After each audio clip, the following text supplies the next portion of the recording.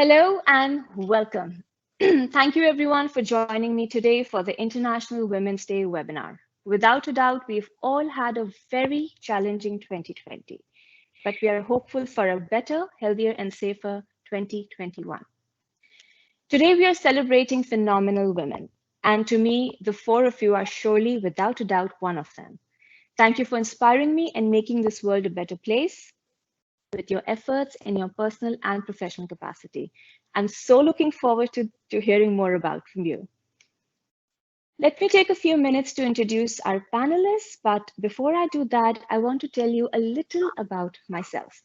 I'm Fatima Khan, an artist who loves to create a positive image of Pakistan through art. I'm also associated with Beyond Art. It's a non-profit organization that aims to fulfill dreams of women and children by raising funds through art auctions. Our first guest is a former ambassador of Pakistan to Norway. Our beloved former ambassador, Mrs. Riffat Masood, became Pakistan's first woman envoy to the Islamic Republic of Iran. While those are her official credentials, I know Mrs. Masood and admire her not only for that. To many of us in Norway, she wasn't just an ambassador. She was the voice of Pakistani women, a supporter of youth, and a friend to many. Thank you so much.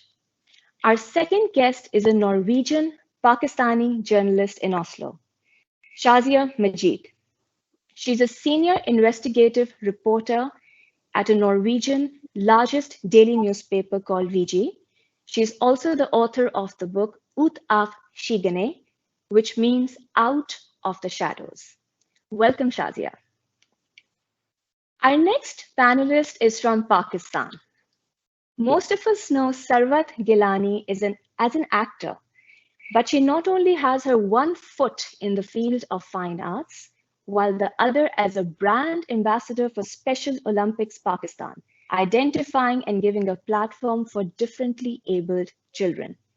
We're going to talk a lot about it because I know where you were today in the morning. Last but not the least, where do I begin? We have an inspiring Swedish with roots in Iran, Arghavan. Welcome, Arghavan Agida. She's a globetrotter making her dreams come true, and I wish I could do that too, just like her, by building bridges through music and art. We have so much to talk about, Arghavan. Thank you once again for taking time out and being here with me today. I'm so looking forward to this, and I hope you're too. Let's begin. A woman with a voice, by definition, is a strong woman. But the search to find that voice can be remarkably difficult. Mrs. Riffat Masood, when you were in Norway as an ambassador, you weren't exactly by the book. As I mentioned, you were about reaching out, support youth, and a voice for women. What motivated you to do that?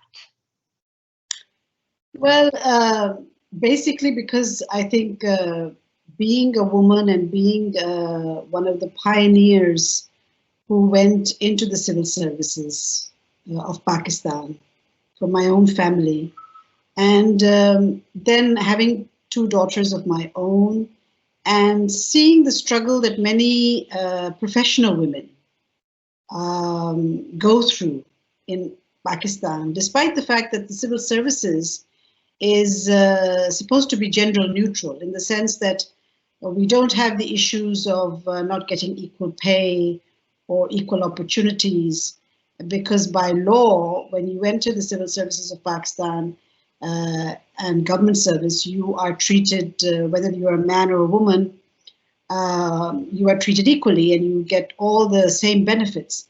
But because of the culture that exists and the traditions that exist in Pakistan, so it's always difficult for women. For example, I know that in the Foreign Service, it was difficult for my senior women who came before me and were senior ambassadors to get good postings, to get good appointments. Because although they were as qualified or even more qualified than their male colleagues, but it wasn't considered traditional. And it wasn't considered culturally okay to send a woman abroad. That was especially in the Ziaul Haq's time when we had the military dictatorship in Pakistan. But more than that, I think it was also a mindset of the people. Like, for example, as you mentioned in your intro about me, I was the first woman ambassador to Iran. And Iran is a neighboring country. We have centuries of history and relations which span geography, which span culture.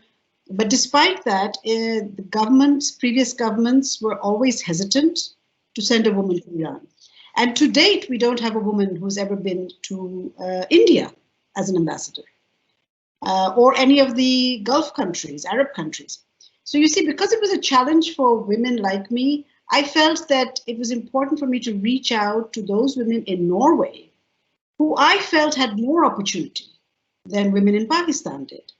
And yet they were not taking advantage of those opportunities, or they were shy because they too were held back by traditions which came with their families when they migrated to Norway. So I wanted to reach out to the girls. I wanted to reach out to the women and to tell them that, you know, number one, Pakistan is not like it was back in the 40s and 50s. Pakistan has moved on. And you too should move on. And you too should become the voice of Pakistan, Pakistani women in Europe, in Norway. So that is what motivated me to actually bring the women out into the forefront. Absolutely, and even from my personal experience with Mrs. Riffat Masood, I can actually just vouch for that. Whether it's fashion, whether it's fine arts, whether it's, you name it. And Mrs. Masood was not only there herself, but she used to reach out to most of us, you know, through different resources. Even if it was just a message away, you know, you've got to be there. And of course, the drive comes from the women that you look up to. Thank you so much, Mrs. Masood. Moving on. Every man needs a woman when his life is a mess, because just like the game of chess, the queen protects the king. Shazia, can you tell us why you chose the profession that you're in today? A little about the book Ut af Shigane, and if there's something you would like to say for Women's Day. First of all, it's an honor to be invited. I'm so happy to be in this panel. And that's some quote to introduce me with, I must say. I mean, journalism is a male-dominated profession, both in Pakistan and still in Norway as well. So it's a bit silly, but my main motivation were my kids, my two boys. They were very young at the time, and I just wanted to, the silly thing is that I wanted to change the world, to make it a bit better for my kids, because I saw the racism, I saw the discrimination or the hate speech against Muslims in Norway, and that kind of affected me a lot. And I was like, how can I kind of contribute to the society? I was at the time a financial manager. I had a degree and I was working. I had a fine job. Everything was good. And then I kind of jumped ship and decided to take a bachelor in journalism. And then by God's grace, I got a job in VG 10 years ago. And after that, it's been mainly hard work. It's been really, really hard to kind of make your way in a profession like this with my background. I mean, there aren't many with immigrant back then. 10 years ago, there were even less, and especially not many women. I think at the moment, I'm the only woman of color in Norway who is a commentator in a leading newspaper. There aren't anyone else. So it's both a huge privilege, but it is also, I feel it as a duty. Like there's a lot of burden on your shoulders. I would assume that Mrs. Masood must have felt that, being the first and being like a role model for a lot of women. So yeah, well, some years back in 2017, I decided to write a book, and it is the first book on ethnic minority women and their history in Norway. We've been here for 50 years. My parents migrated to Norway in the 70s, early 70s. And for 50 years, no one has written a word about these women in Norway. Absolutely. So I wrote that book. And what was the feedback that you have received? I recently read that you've been called Super Shazia. You wanna tell us more about? I already knew. I mean, when I met you at one of my art auctions, I already knew that you were Super Shazia. But can you tell me a little more? That's a bit funny. There was a huge article about me in the leading newspaper yesterday with that headline, and it's corny, I must say. But yeah, what was your question again? What was the feedback that you have received about the book? Yes. I was afraid when the book came out. First of all, because I was thinking no one's going to read it, and then that I'm going to get threats, and there will be a lot of trolling and everything, because we in public eye do face that all the time. But to my utter surprise, it has been nothing but amazing feedback, especially from daughters of my immigrant women and from immigrant women themselves. But what touches me the most is that their sons are writing to me and telling me that I didn't know this about my mother. I didn't know that the first immigrants from Pakistan and India and Turkey and Morocco were facing this much hardship, and that our mothers are heroes. So it's been great.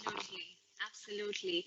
Do you think we do get some of the immigrants who have been here longer than probably myself? Do you think there is a bit of confusion when it comes to being identified as a Pakistani more than a Norwegian? There is a cultural clash, and not being able to go back to Pakistan very often or very frequently, because of course you've been here for generations, you do seem to sort of miss out on a lot.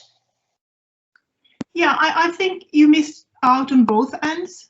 Like because I am the first daughter generation in Norway. My parents were really, they really wanted us to know Pakistan and know the Pakistani culture and the heritage. And my mom has been great with that. So I only listen to Urdu music, and I only sort of read a lot of Urdu literature, because I love that.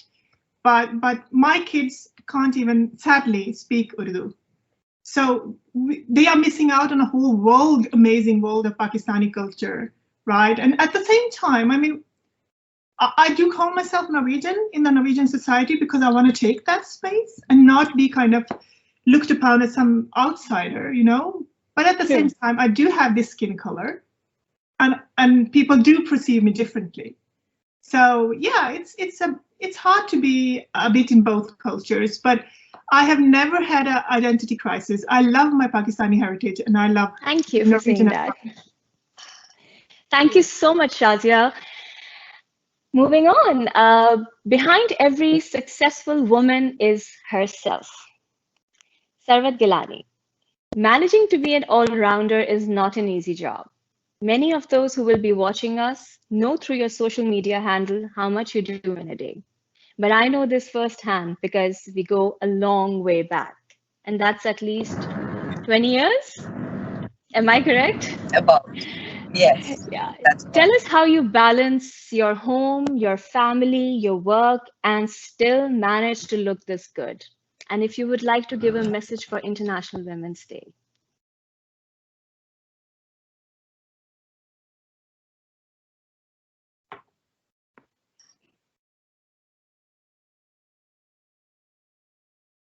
I think the video, there's some connection issue from your end, Sarvat.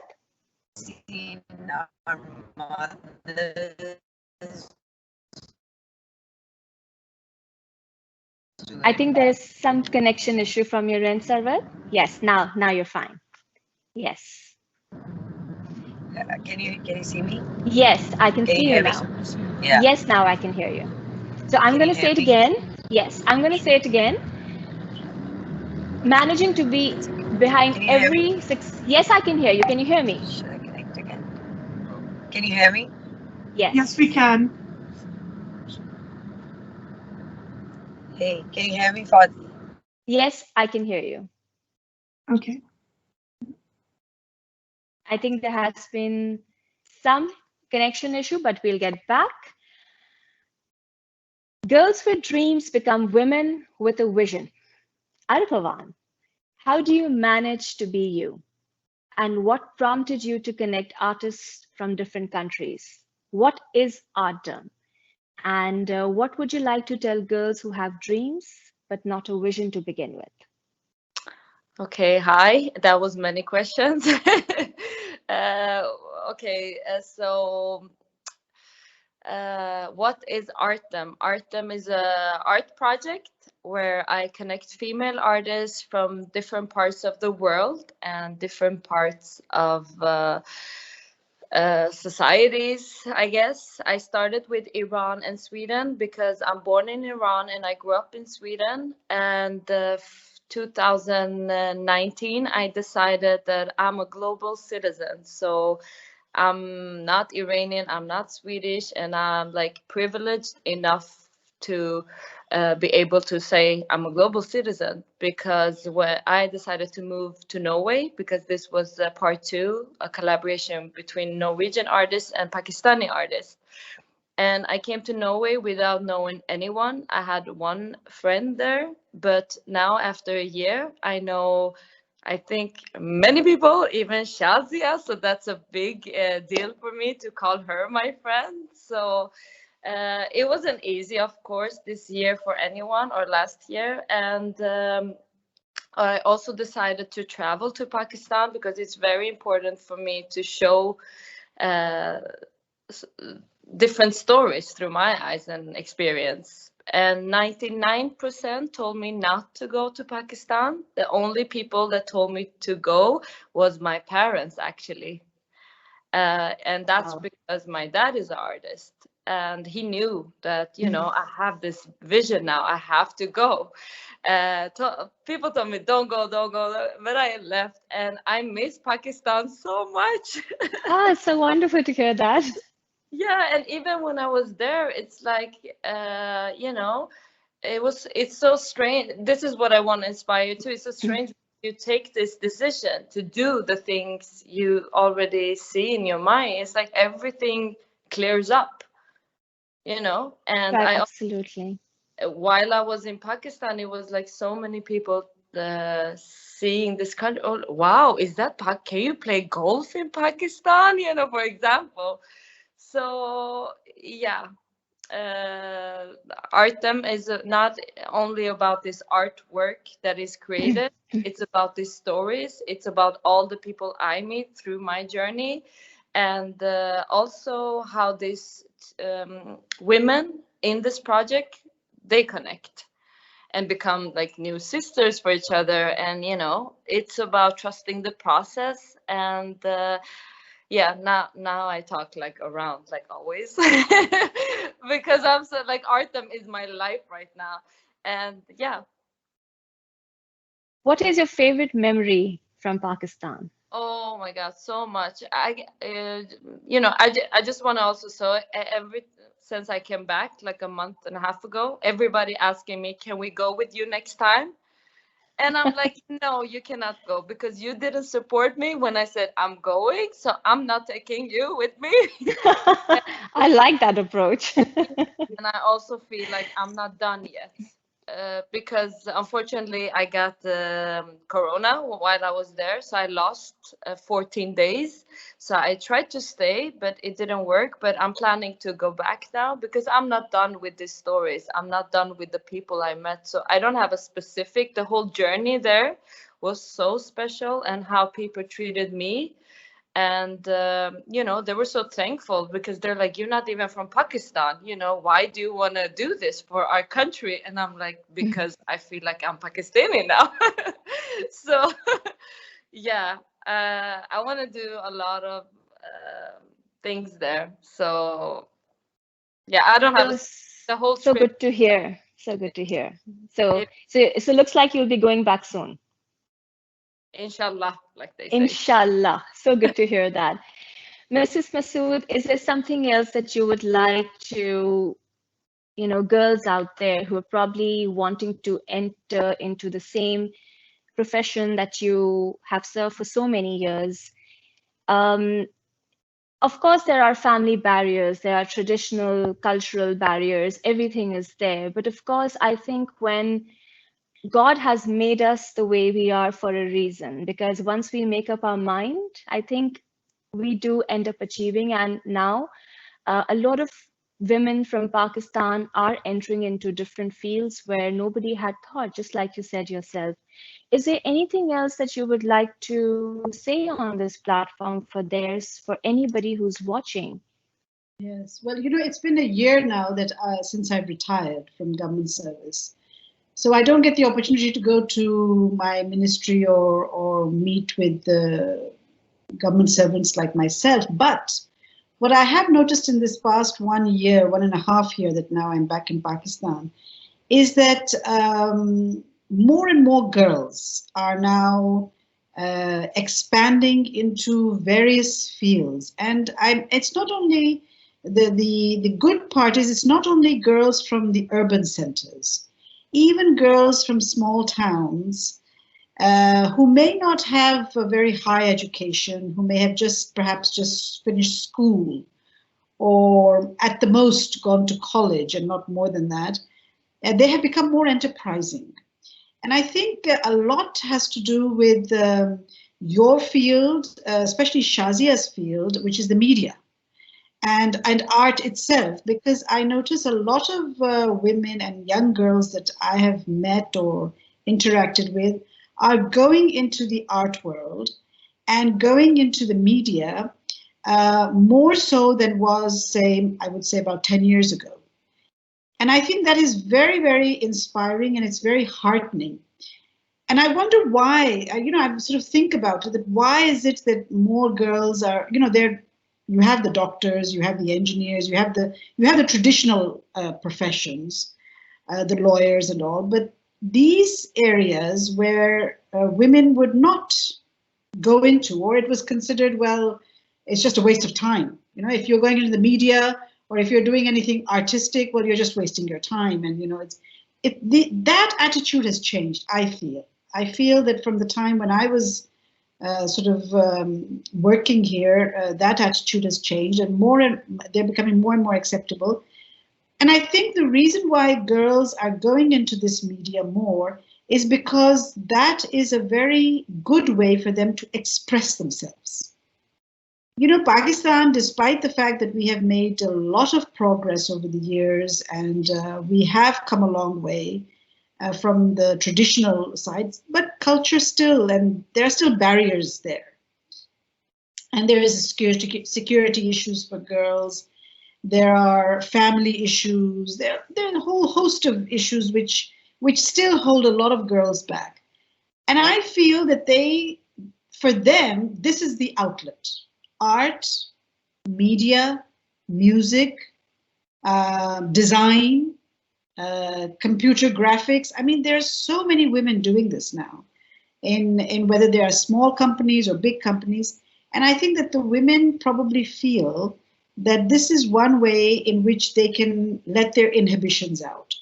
And that is always good for a society. And I think that is always good for people, because, they get to hear a voice which was not heard of before. I remember a few years ago, if you recall, there was some very tragic incidents that took place in Pakistan, which still do, but of course, we hope that, and I'm working with various women to sort of raise campaigns against that, honor killings and the child abuse, for instance. And so the Azadi, Aurat Azadi March hashtag has started. And it started as a hashtag, actually. But now it has grown into a big movement. And you have women, men from all denominations, whether they are religious people, women in hijabs, men with big beards, modern girls in jeans, old women, young women, professional women, and men participating, because you see the media and has really helped in raising the awareness. And women have found the voice in actually raising their voices against it. So everybody now knows that this is something that we will not accept. We will not accept. I think for Pakistani women, the best thing that can be happening is that there's no breaks now. Nobody's going back. There's no going back to, because we have reached a stage in which we can only go forward. Now, the question is that how responsible are we to go forward? I'm sorry about that. The message we send out is one of positivity. And I find that a lot of girls, they go through a lot of difficult experiences, but they come positive in the end, instead of focusing on the negative. But as I said, I mean, I've been really, since the past 1.5 years that I've been in Pakistan, I've seen how girls and women have actually flourished here. Of course, a majority of women are still underprivileged, just like many men. I mean, Pakistan is still a poor country. We still have a lot of challenges. We have a lot of difficulties, numerous to mention. But within that sphere, I find that more and more girls are using this media to express themselves, whether it is through art, whether it's through music, whether it's through design, whether it is through journalism, any way they find they are able to talk about it. And I think that is a very, for me, that is, I feel that we have done our bit, because this is what we wanted. We couldn't do it. I mean, for me, for my generation, to do any kind of work that you all are doing was considered, what is she? What's wrong with her? But now it's normal, and women are encouraged. They're encouraged to do it. So I think that is a big jump that we've taken as a traditional society. So good luck to them. Yes, thank you. So, every girl, every woman from every house finally has a voice, and we are able to express ourselves, which we never did before. Exactly. Sarwat, behind every successful woman is herself. Managing to be an all-rounder is not an easy job, and many of us who know will be watching us through your social media handle know how much you do in a day. But I know this firsthand because we go a very long way back. Yes. I've lost count. I've completely lost count. Tell us how you balance home, family, work, and still manage to look like this. And if you would like to give a message for International Women's Day. Thank you so much, Fatima, for always, trying to catch up with me and my life. I'm always on the run, and you've always been there for me. So thank you. It's a pleasure to be here. Thank you. It's a pleasure to be here because it is a struggle in every society, whether we live in East, West, or anywhere. I feel it's been a struggle for women, whatever color she belongs to, whatever race or whatever strata she comes from. It's been a struggle.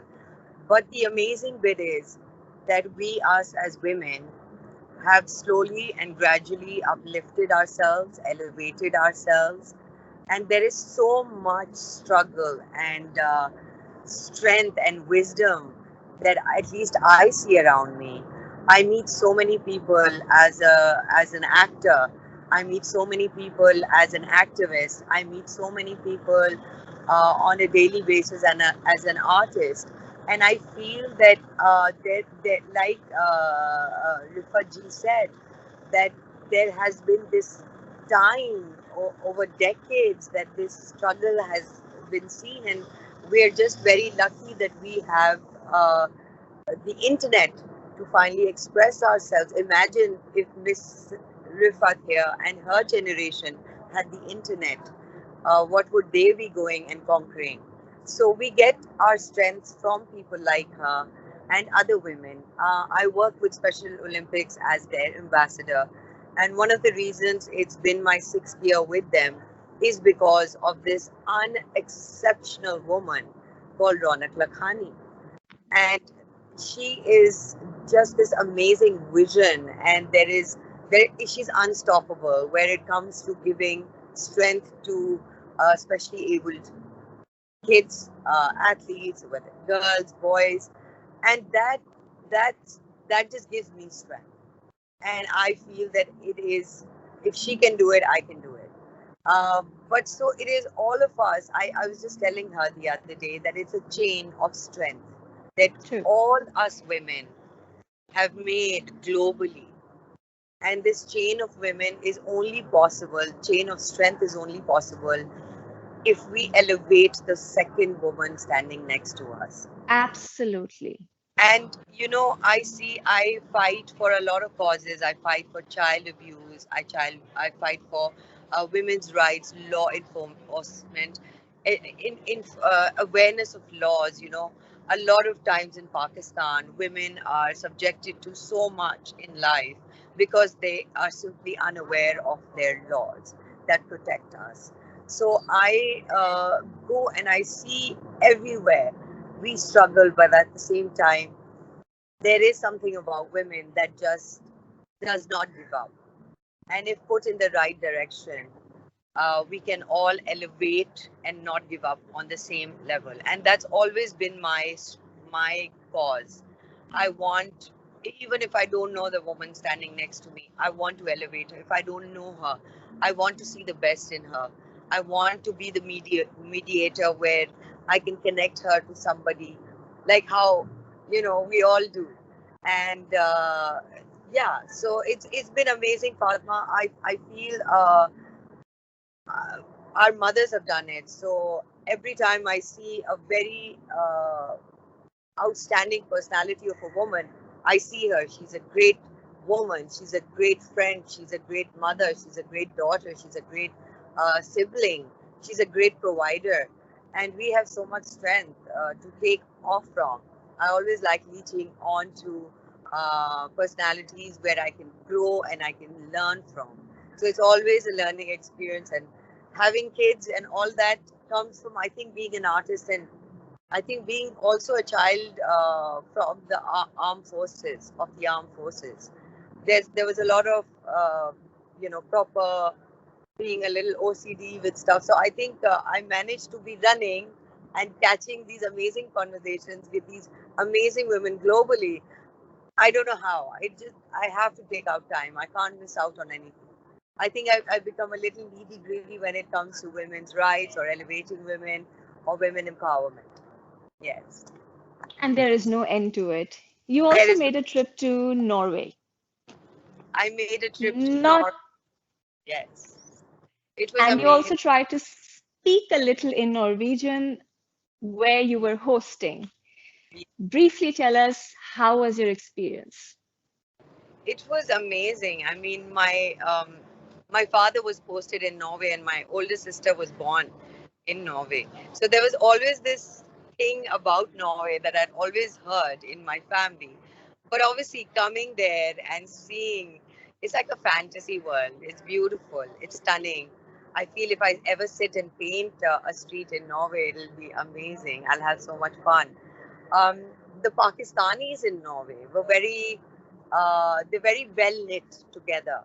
And I felt there was a lot of Pakistan that they had brought with them. And they didn't want to let go of that Pakistan.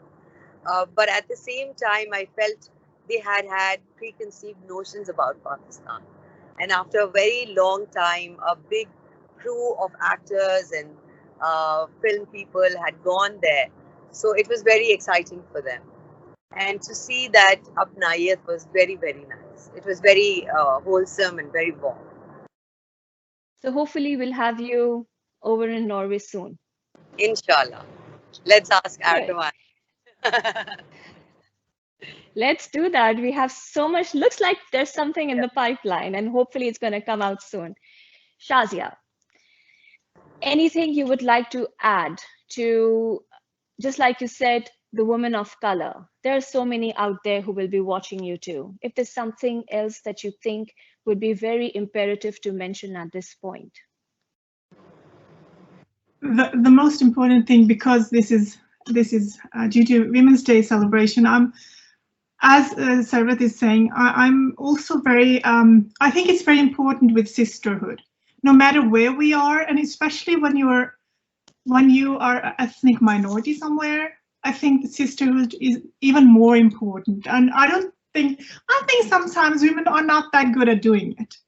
And especially in the case where you are a new group and things have been hard. I mean, the Pakistani community in Norway has been through quite a lot, but we have paved way for new groups of immigrants to Norway. So sisterhood is important to me.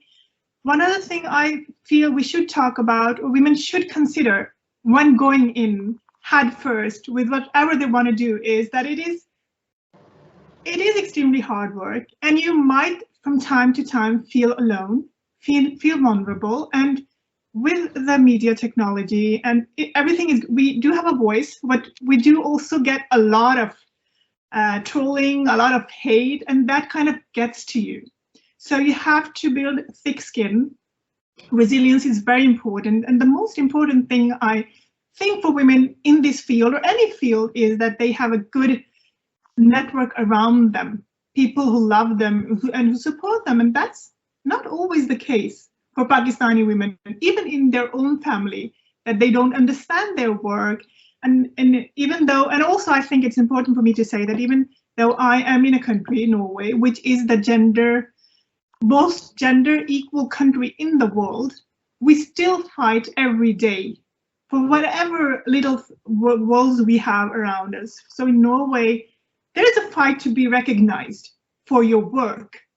And also that, I mean, what is the measure of success for a woman? I think it is when your work talks. It does the talking. You don't have to prove yourself it anymore, right? So yeah, I think, yeah, most important on this Women's Day is sisterhood for me. Thank you. Thank you. Thank you for your personal stories, those wonderful words of inspiration, and your journey as a woman. Last but not the least, I'm now going to throw a word or a phrase at each one of you, and you can say the first thing that comes to your mind. I think we're all familiar with this as rapid fire, but we're going to play it a little differently. Are you ready? Are you ready? Yeah. Okay. Mrs. Riffat Masood, you are a superwoman, without a doubt. What is your superpower? My faith in myself, in my family, in my people. Thank you. Shazia, what do Pakistanis really do in Norway? Sounds familiar? What they really do in Norway, work hard and eat a lot, and hopefully party a lot after the pandemic. But no, Pakistanis in Norway are really hard workers. Thank you. Sarvat, feminism. Feminism. I got trolled for that a few days ago. Uh, I'm all for feminism. I talk about equality. I talk about acceptance for both men and women. But at the same time, I just feel that, you know, it's just been overthought and overdone and over.